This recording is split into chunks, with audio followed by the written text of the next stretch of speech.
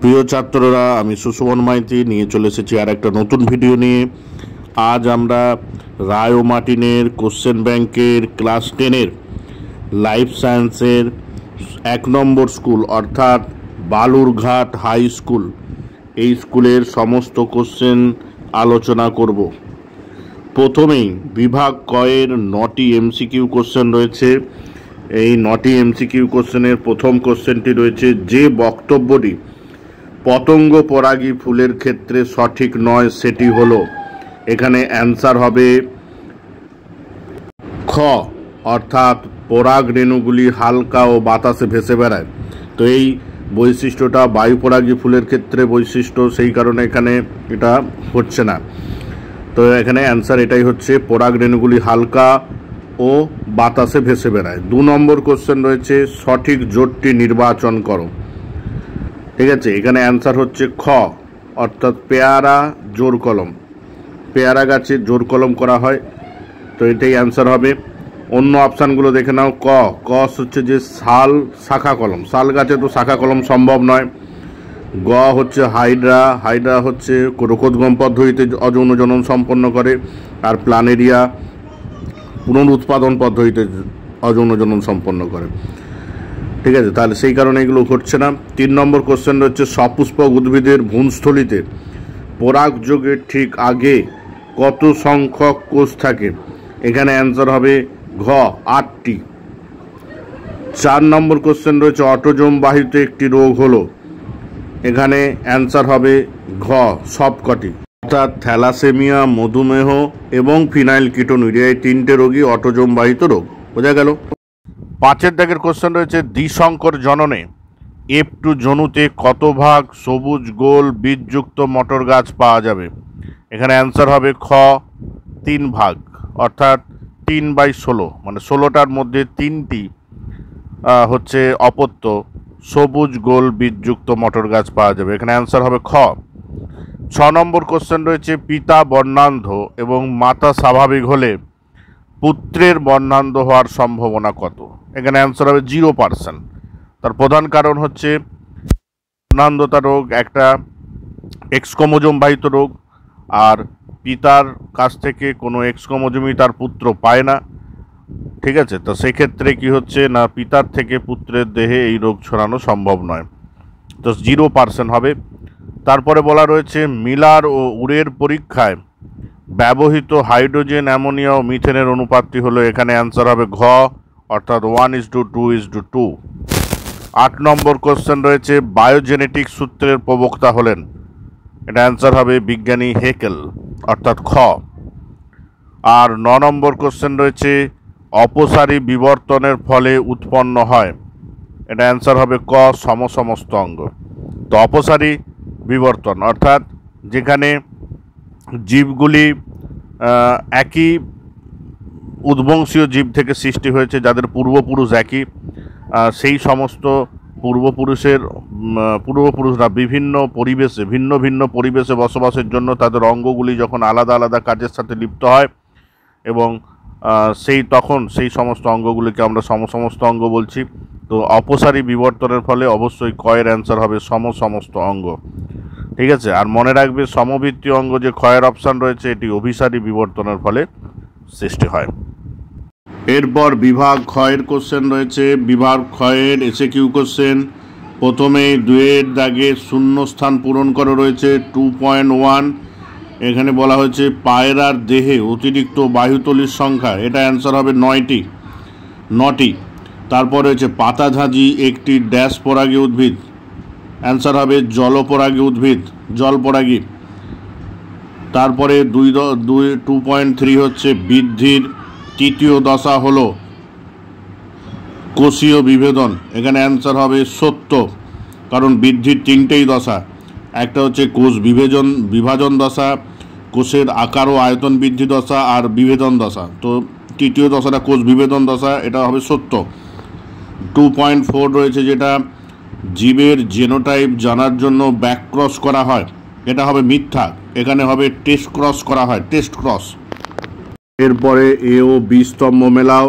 এ ও B স্তম্ভে প্রথমে হচ্ছে micro propagation. এখানে অ্যান্সার হবে ঘ, এমব্রয়েড।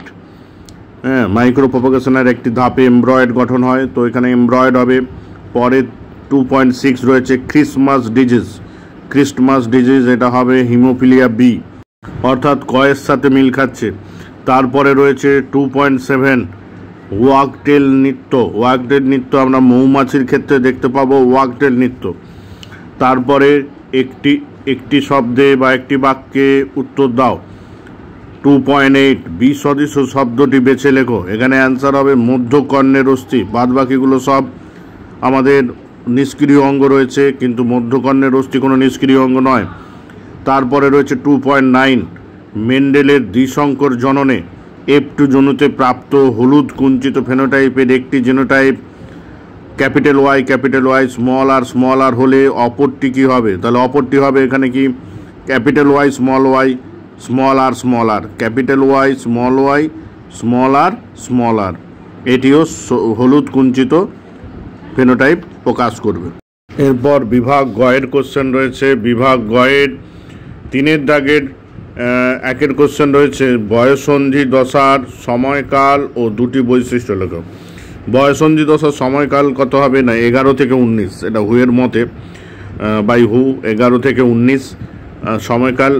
এই বয়ঃসন্ধিকালে যেটা প্রধানত লক্ষ্য করা যায় কি না, বয়ঃসন্ধিকালে গৌণ যৌন লক্ষণাবলীগুলি ফুটে ওঠে, আর এই বয়ঃসন্ধিকালে শারীরিক ও মানসিক যে পরিবর্তন, সেই পরিবর্তনগুলি লক্ষ্য করা যায়। তারপরে রয়েছে 6.2 ইতর পরাগযোগের 2টি উপকারিতা উল্লেখ করো। ইতর পরাগযোগের উপকারিতা বলতে এখানে সুবিধার কথা বলা হয়েছে। ইতর পরাগযোগে যে প্রথমত সুবিধা হচ্ছে এখানে নতুন বৈশিষ্ট্য সম্পন্ন উদ্ভিদের আবির্ভাব ঘটে, আর দ্বিতীয়ত হচ্ছে এই যে উৎপন্ন উদ্ভিদগুলি পরিবেশে অভিযোজন ক্ষমতা অনেক বেশি হয়। ঠিক আছে, নতুন পরিবেশে অভিযোজন ক্ষমতা এদের অনেক বেশি হয়ে থাকে। আর এছাড়াও তোমরা এখানে দিতে পারো যে রোগ প্রতিরোধ ক্ষমতা বৃদ্ধি পায়। পরের 3 দাগের কোশ্চেন রয়েছে, মেন্ডেলের একসংকর জনন পরীক্ষায় F1 জনুতে সবগুলি গাছ লম্বা হওয়ার কারণ কি? তো এখানে একসংকর জনন পরীক্ষায় মেন্ডেল লম্বা মটর গাছের সাথে বেঁটে মটর গাছের যখন সংকরায়ন ঘটান এবং প্রথম অপত্য জনুতে আমরা যে জেনোটাইপযুক্ত গাছ পাই সেটা কি ক্যাপিটাল টি স্মল টি। তো ক্যাপিটাল টি আর স্মল টি, যেহেতু ক্যাপিটাল টি প্রকট বৈশিষ্ট্য সম্পন্ন, মানে দুটি বিপরীত সম্পন্ন অ্যালিল এখানে অবস্থান করছে, এবং একটি প্রকট এবং একটি প্রচ্ছন্ন। প্রকট জিনটি সর্বদাই প্রকাশিত হয়, তো সেই কারণে লম্বা জিনটি যেহেতু ক্যাপিটাল টি জিনটি হচ্ছে যে প্রকট, তাই লম্বা বৈশিষ্ট্যটি প্রকাশিত হয় এবং বেটে বৈশিষ্ট্যটি প্রচ্ছন্ন হয়। তো সেটা একটু ব্যাখ্যা করে এখানে বলতে হবে। এর পরের যে কোশ্চেনটি রয়েছে, জেনেটিক কাউন্সিলিংয়ের গুরুত্ব কী? প্রথমে জানতে হবে যে জেনেটিক কাউন্সিলিং আসলে কী। জেনেটিক কাউন্সিলিং কী না, চিকিৎসাবিদ্যার মাধ্যমে কোনো বংশগত রোগ যখন কোনো একটি পরিবারের ক্ষেত্রে কোনো বংশগত রোগ দেখা দেয়, তাহলে সেই রোগটিকে কিভাবে নির্মূল করা যায় বা সেই রোগ থেকে কিভাবে পরবর্তী প্রজন্মকে রক্ষা করা যায়, সেটাই হচ্ছে জেনেটিক কাউন্সিলিং। তো এখানে প্রধানত সেইটাই করা হয়ে থাকে। জিনগত যে রোগগুলো রয়েছে সেই জিনগত রোগগুলি যাতে পরবর্তী জনুতে সঞ্চালিত না হতে পারে তার ব্যবস্থা করা। ঠিক আছে, সেটাকে গুছিয়ে লিখতে হবে এখানে। এরপরে রয়েছে মানুষের একটি প্রকট ও একটি প্রচ্ছন্ন প্রকরণের নাম লেখো। তো একটি উদাহরণ হচ্ছে মুক্ত কানের লতি, যুক্ত কানের লতি। মুক্ত কানের লতি এটি প্রকট জিন গঠিত, আর যুক্ত কানের লতি এটি প্রচ্ছন্ন জিন গঠিত একটি প্রকরণ। তো মুক্ত কানের লতি, যুক্ত কানের লতি, এছাড়াও রোলার জীব ও স্বাভাবিক জীবও দিতে পারো।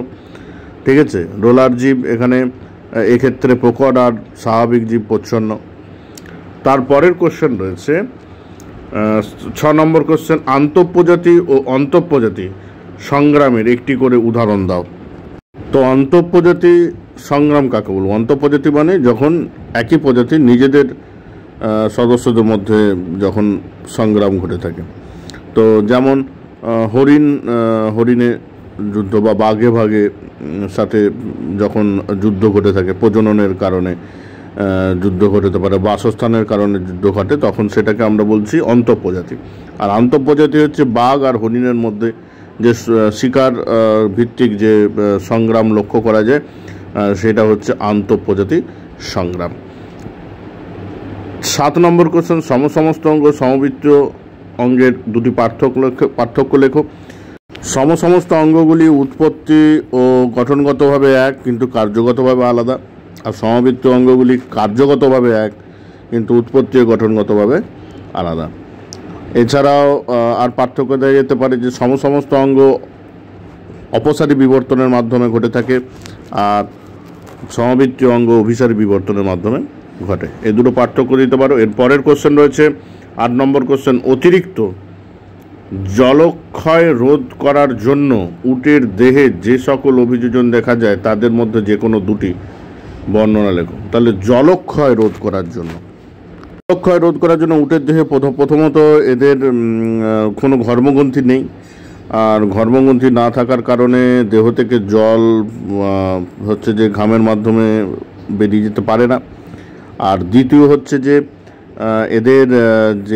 এরা যে মূত্রটা ত্যাগ করে সেই মূত্রটা সাধারণত অতি গাঢ় হয়ে থাকে এবং মূত্রের মাধ্যমে এরা ইউরিক অ্যাসিড মানে এদের যে প্রধান পদার্থ হিসেবে ইউরিক অ্যাসিড ত্যাগ করে, ফলে সেই কারণে মূত্রের মাধ্যমে বেশি জলেরও প্রয়োজন হয় না। এছাড়াও দিতে পারো যে এদের পাকস্থলীর সাথে ওয়াটার স্যাক থাকে, তারপরে হচ্ছে যে এদের যে কুঁজে চর্বি থাকে সেই চর্বি বিপাকীয় জল উৎপাদন করতে সক্ষম। তো এই সমস্ত কোশ্চেন অ্যান্সারগুলো দেওয়া যেতে পারে। এরপরে বিভাগ ঘয়ের যে সমস্ত কোশ্চেনগুলি রয়েছে সেগুলো তোমরা একটু দেখে নাও। 1 দাগের কোশ্চেন রয়েছে, স্বপরাগযোগ ইতর পরাগযোগের মধ্যে প্রদত্ত বিষয়ে পার্থক্য লেখো। 3টি বিষয় রয়েছে, বাহক, পরাগরেণুর অপচয় আর প্রকরণ। তো বাহক কী হবে না, স্বপরাগযোগে বাহকের প্রয়োজন হয় না, ইতর পরাগযোগে বাহকের প্রয়োজন হয়। পরাগরেণুর অপচয় কী হবে, স্বপরাগযোগে পরাগরেণুর অপচয় কম হয়, আর ইতর পরাগযোগে পরাগরেণুর অপচয় অনেক বেশি। স্বপরাগযোগে উৎপন্ন যে জীব বা উদ্ভিদগুলি সেগুলি সাধারণত নতুন বৈশিষ্ট্যযুক্ত হয় না, অর্থাৎ প্রকরণ সৃষ্টি হয় না, কিন্তু ইতর পরাগযোগে নতুন বৈশিষ্ট্যযুক্ত উদ্ভিদ সৃষ্টি হয়, অর্থাৎ প্রকরণ দেখতে পাওয়া যায়। পরের কোশ্চেন রয়েছে, স্পাইরোগাইরার অযৌন জনন কীভাবে ঘটে।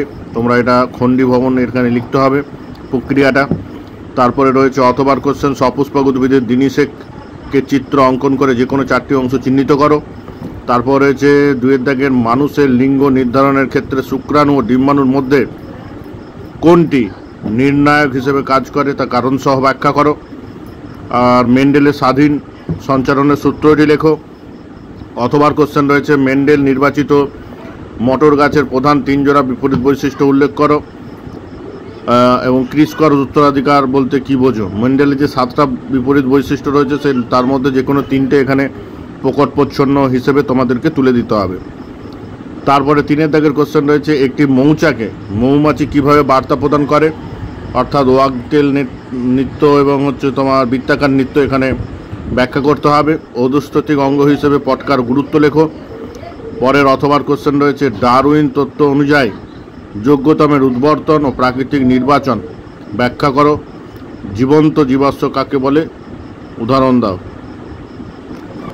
ভিডিওটি ভালো লাগলে অবশ্যই সবাই লাইক এবং শেয়ার করো, কমেন্ট করো এবং চ্যানেলটিকে সাবস্ক্রাইব করতে ভুলো না এবং তার পাশাপাশি বেল আইকনটি ক্লিক করে রাখো নতুন ভিডিও পেতে। সবাই ভালো থেকো।